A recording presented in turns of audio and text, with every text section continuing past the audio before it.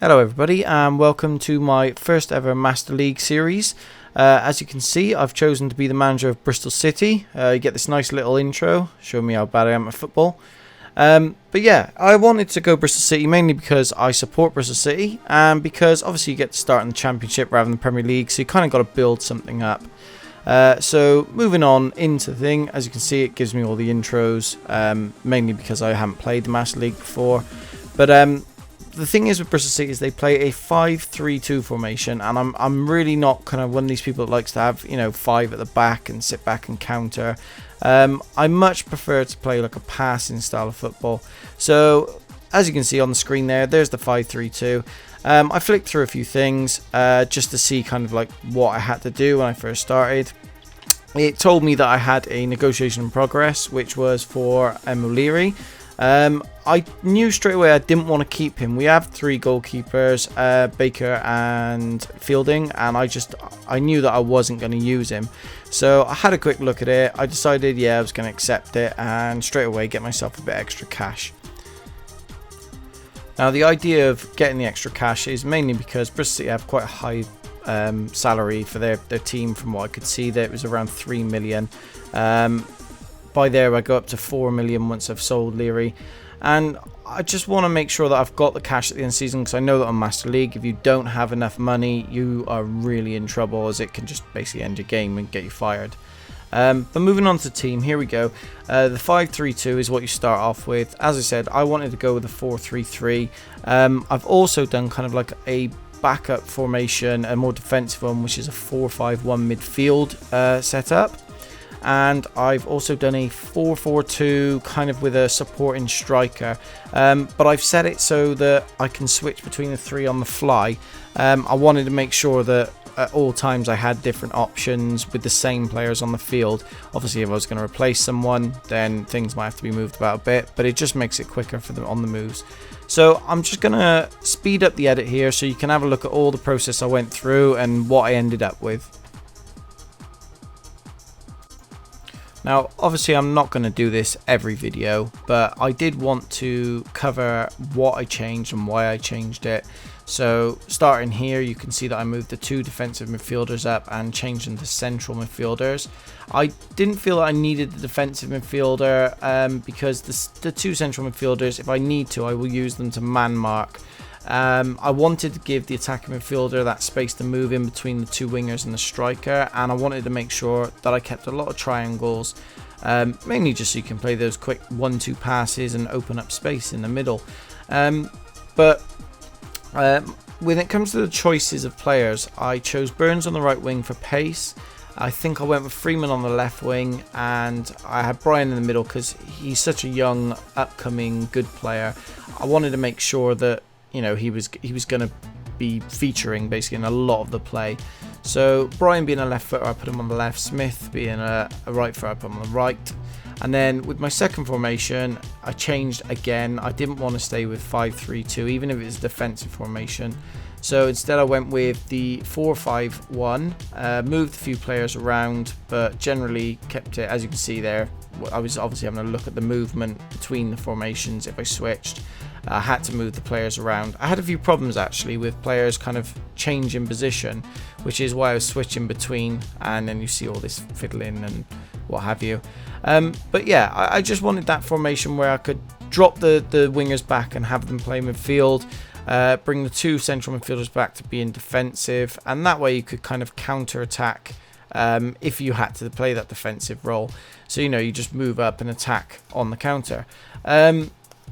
The one thing I will say is the reason why I played 1 striker was because Kojia is such a good player in real life. I mean, I'm not so sure on here, but he's still 71 rated, pretty good stats.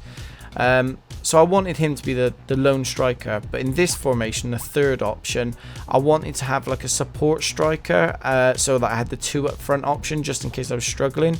And I changed it up just so that we would play more central rather than down the wings. So it's kind of just like a switch of ideas, that if the wings aren't working or if the team's playing well to defend against me, then obviously I can just move straight onto this formation and go more central, and obviously quick 1-2s, break down the middle and hopefully create goals and chances. So that was the three formations: the 4-3-3, the 4-5-1, and kind of a 4-4-2, but more staggered central, not a lot of width in the formation. Pretty much all of the formations play like short passing. I don't like playing the long ball unless, you know, your team are deep in the field and you have to push it up. I also went through the free kick takers, captain. For the captain, I chose Flint. I just feel that he's a big central defender, quite a, you know, a strong character. And in last season, he got us, I think it was 13 goals in one season from a centre back, and you just can't complain about those kind of stats. So I advanced on a bit more, and I did some negotiations, and I was a bit shocked really that Bobby Reid actually turned down a negotiation contract with me to sign a new contract. He's an attacking midfielder. He's only 62 rated as an attacking midfielder, but I do like his link-up play, so I do want to keep him, but he basically feels that he has a lot more potential, so he's not keen on signing a long-term contract. So I'm going to keep him, and I'm going to play him, and I'm going to see how he does. But I made sure that I tied up Joe Bryan and that I tied up Wes Burns, and I also had a look to see if Nathan Baker would sign. As you can see here, he broke down. He said he didn't see himself playing for the club in the long term. So one of the first things I went and did is had a look at the youth player that I'd noticed called Nelander. I just looked through here and I couldn't find him. Then I realised he was a bit further up. So found him, and I decided I was going to sign him. Plays same position as Bobby Reid is in my team at the moment, attacking midfielder. So I figured he would be a good signing. He's a youth player. I might be able to develop him. And then my scout found some players. Nothing that kind of interested me. Higher stats, but like I said, I like the idea of bringing a youth player through, something to kind of watch through the series and see how he develops. And then I did get this message. Someone said that they'd found a very good player. Had a look. It was Andy Reid from Nottingham Forest. Didn't interest me at all. He's 33. He's probably going to retire, 2 years down the line. But then we have my first game, which is against Nottingham Forest. I did turn down an offer of Frank Fielding there as well. But let's go on to the game against Nottingham Forest.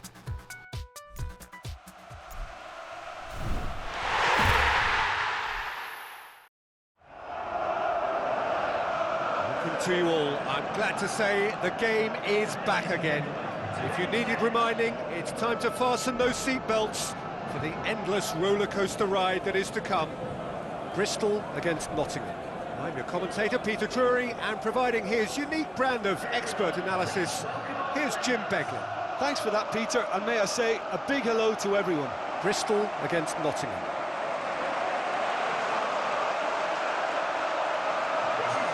Quick look at the lineups.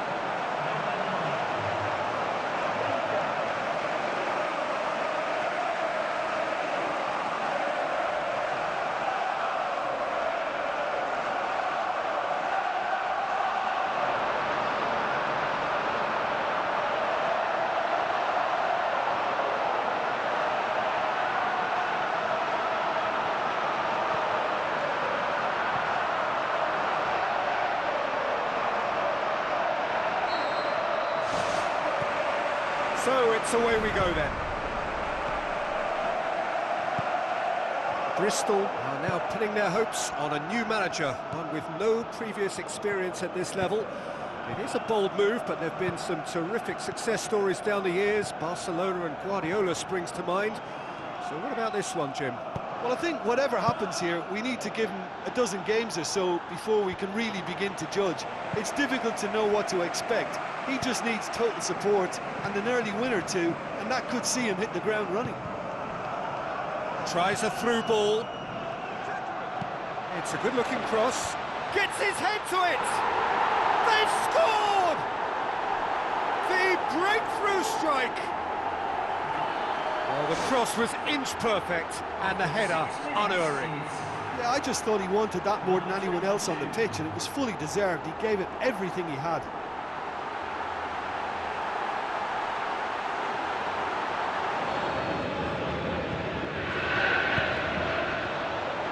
Keeper has beaten it away. He'll have a dip! It's in! Well, we're all back to square one, but I hope this game opens up from here. It looks as if it could happen. He was really quick to react to the initial save, and he has his reward. Look, that's one of the first things you learn, whether you're a striker or not. Just anticipate a goalkeeping parry or spillage, and sometimes you'll get lucky. It'll come your way. Nottingham grab the equaliser, and we're all square. Yeah, it's always a dangerous time when you've just scored. You can easily lose focus, and then bang, you're pegged back again.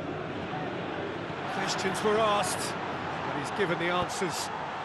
Up he gets! It's in! And they get themselves in front! What a great header, got plenty on that. Well, look, it's often the timing of the jump that dictates what you can do with any header, and if you get it slightly wrong, then you'll struggle, but that was beautifully met, it really was. On it goes.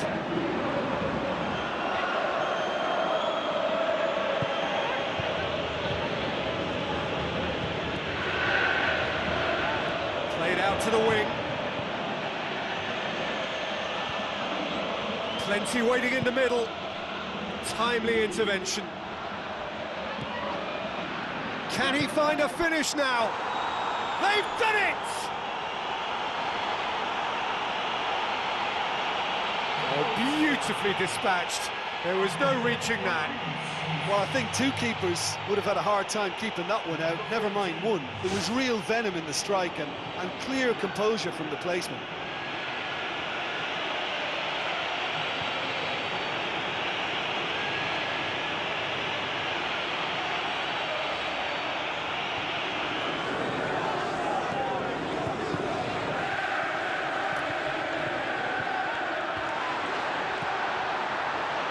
Is it in? Really well taken goal.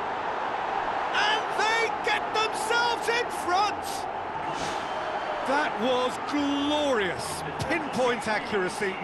You know, it's the modern ball that makes such a difference to shots like that. If you connect well, it will swerve and dip all over the place. It's just so hard to predict.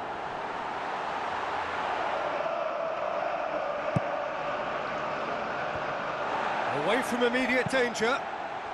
Goes long and forward. Brings it forward.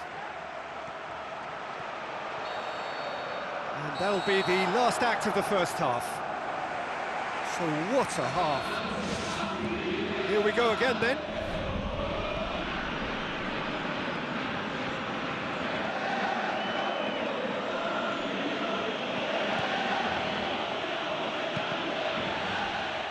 Ball has crossed the line, and it's Nottingham going about it patiently, perhaps too patiently.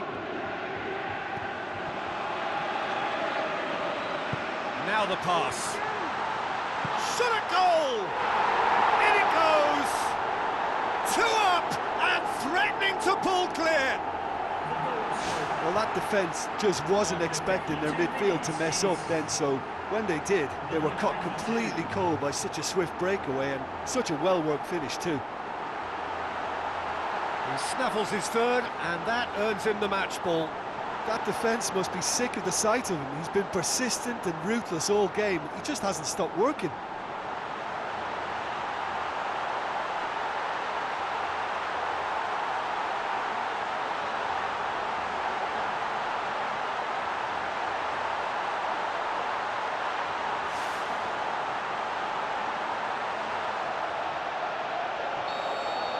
Bristol take a two-goal lead and are looking good for the win.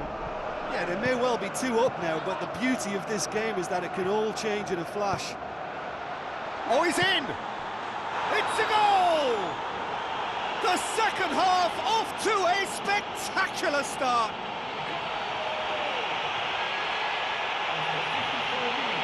He was urged to shoot, and he duly delivered. Well, we've just seen intelligent football from intelligent footballers. That's honed on the training ground and lovely when it comes off on match day.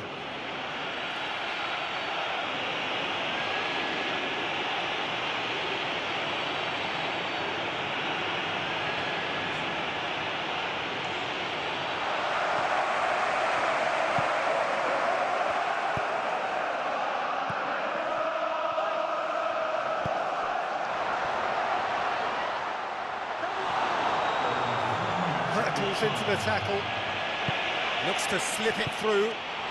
He scores!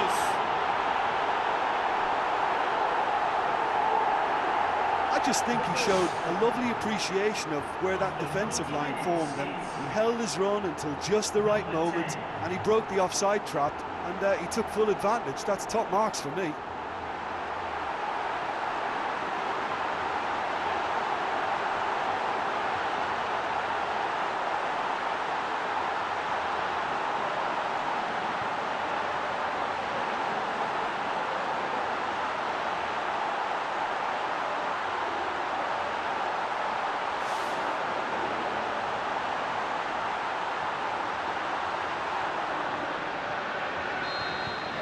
Two up and very little time left. Surely this is it.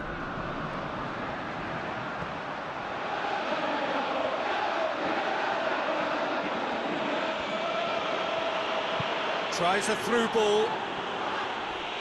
Comes in hard, but he's taken enough of the ball. And that's that. Day one, job done. The perfect start they craved. Well, after all of that, Jim, what are you thinking? Yeah, you never quite know how the first match of any competition is going to go, but I thought...